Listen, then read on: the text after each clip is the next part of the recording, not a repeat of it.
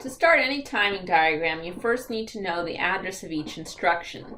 So you fill that out first on your code, knowing that the address of the first instruction begins at the origin of the code, which here is a 1, and all other instructions follow that until you have another .org statement, which then means this instruction is located at 3FF.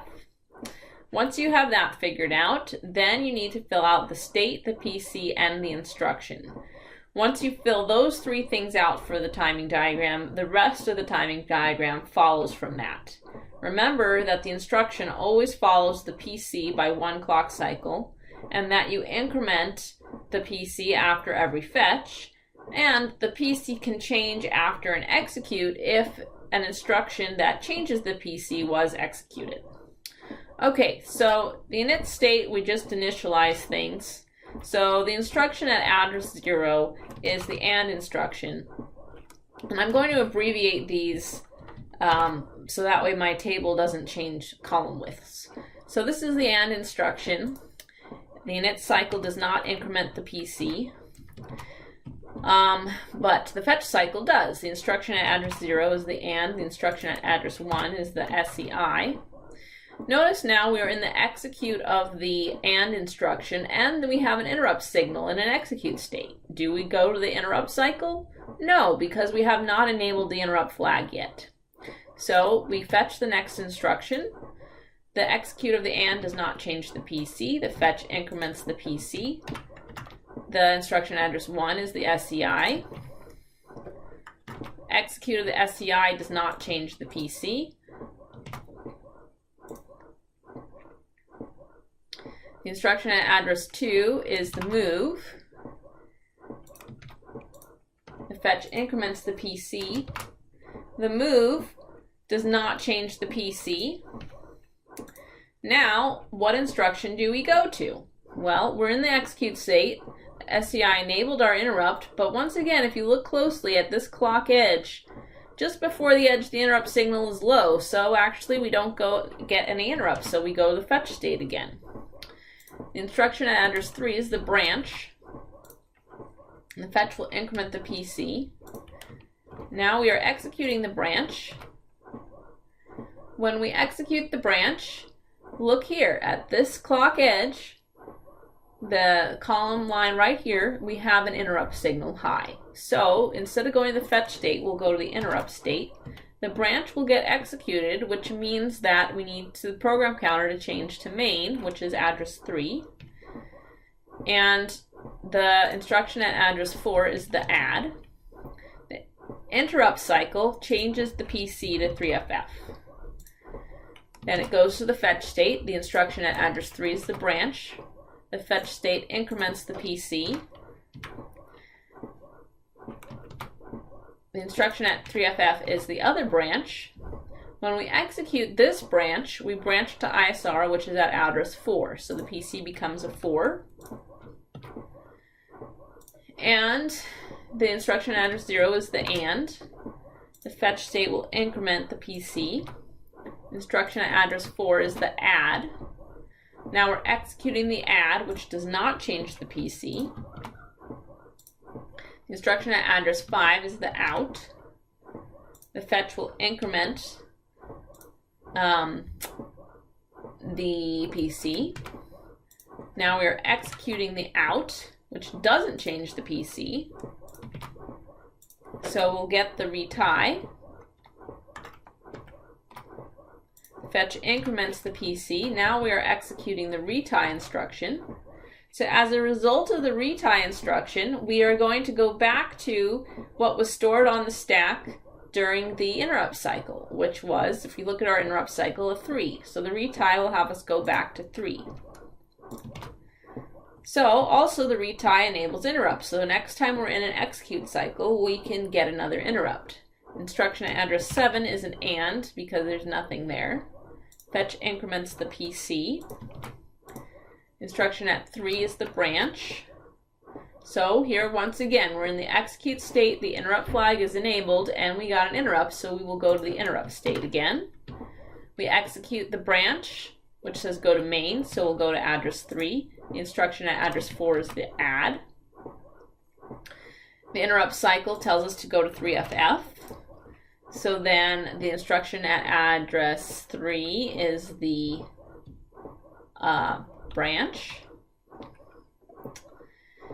And the instruction at 3FF is the other branch. The fetch will increment the PC.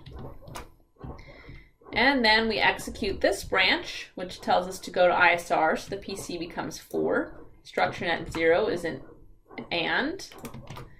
And I'll just stop there so we don't change the column widths. Okay, so now that we know what all of the instructions are in every cycle, we can figure out what the control signals are. So the control signals in this diagram are everything that I don't have bolded. They're everything that comes out of the control unit, so you can check to see control signals are all of these signals right here coming out of the control unit. These will only change in the execute state. So let's look at the execute state. So let's start with the AND instruction. Do any of the control signals that I have listed affect the AND? No. Okay, the SEI, we need the iSet. The execute of the move, none of these control signals affect the move. For the branch, we need PC load. For the interrupt cycle, we need PC load. We would need an iClear, that's not shown here. We'll need an SP decrement because we're putting the value from the PC onto the stack, and therefore the value from the PC will cause our STR data select to be a 1. And that looks good. So then we have the execute of the branch. Again, we need a PC load. Execute of the add, none of these are affecting that. Out, none of these are affecting that. The retie, we will need to load the PC again so it can get the value from the stack.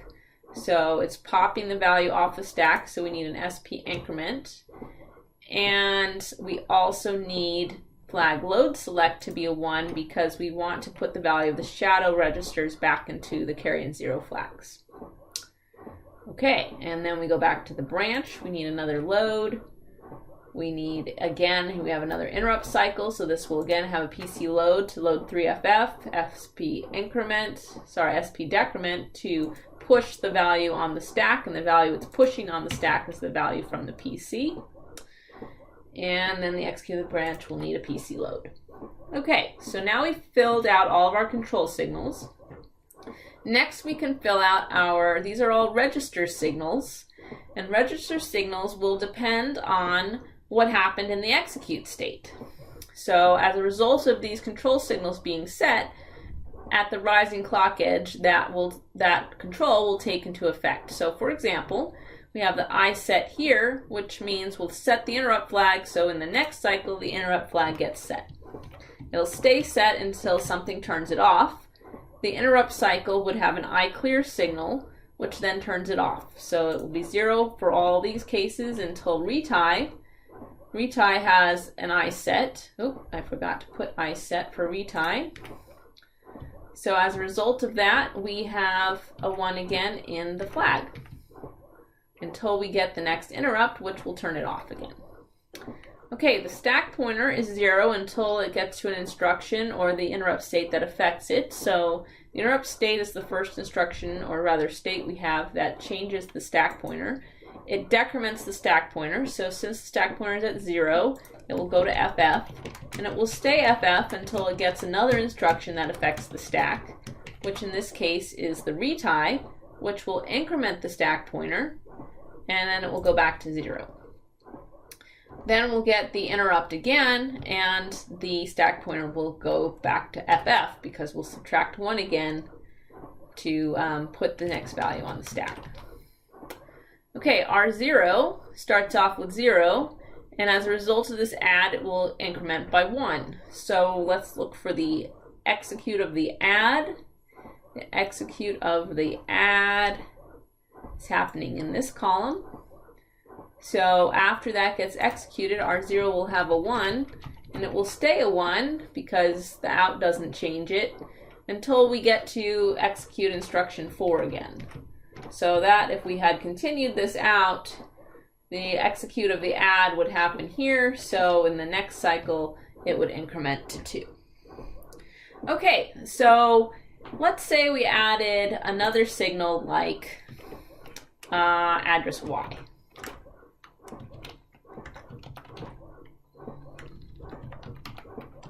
Okay, so address Y is not a register, and it's not a control signal. It's just considered a data signal. And address Y is going to depend on the instruction. If you look at your architecture diagram, notice that address Y is just getting bits 7 to 3 of the program. So, rather, of the instruction. So, we already know what instruction we have in every cycle. But in order to know what bits 7 to 3 are, you need to do the assembly to machine code translation for each of these instructions.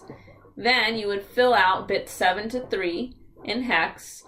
So in this cycle, address Y would be bits 7 to 3 of this AND instruction, which that AND instruction I know is all zeros.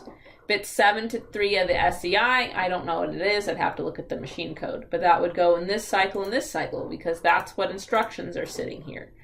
Then we'd have the bits 7 to 3 of the move, and then bits 7 to 3 of the branch, and then bits 7 to 3 of the add, and then bits 7 to 3 of the other branch, and then you just follow whatever instruction is in the cycle, you follow those bits here.